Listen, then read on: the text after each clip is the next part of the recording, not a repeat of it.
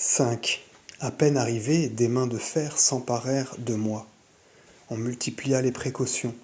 Point de couteau, point de fourchette pour mes repas. La camisole de force, une espèce de sac de toile à voilure, emprisonna mes bras.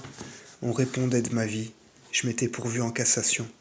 On pouvait avoir pour 6 ou 7 semaines cette affaire onéreuse, et il importait de me conserver sain et sauf à la place de grève.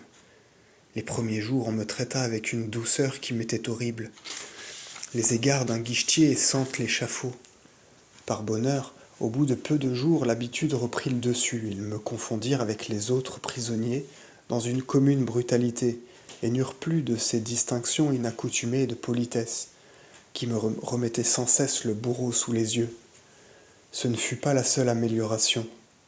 Ma jeunesse, ma docilité, les soins de l'aumônier de la prison, et surtout quelques mots en latin que j'adressai au concierge, qui ne les comprit pas, m'ouvrirent la promenade une fois par semaine avec les autres détenus, et firent disparaître la camisole où j'étais paralysé. Après bien des hésitations, on m'a aussi donné de l'encre, du papier, des plumes et une lampe de nuit. Tous les dimanches, après la messe, on me lâche dans le préau à l'heure de la récréation. Là, je cause avec les détenus, il le faut bien.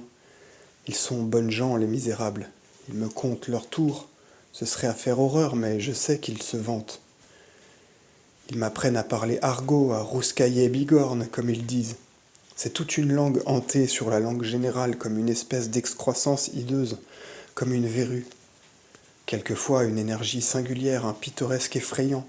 Il y a du résiné sur le trimar, du sang sur le chemin. Épouser la veuve, être pendu, comme si la corde du gibet était veuve de tous les pendus. La tête d'un voleur a 2 noms, la Sorbonne, quand elle médite, raisonne et conseille le crime, la tronche quand le bourreau la coupe.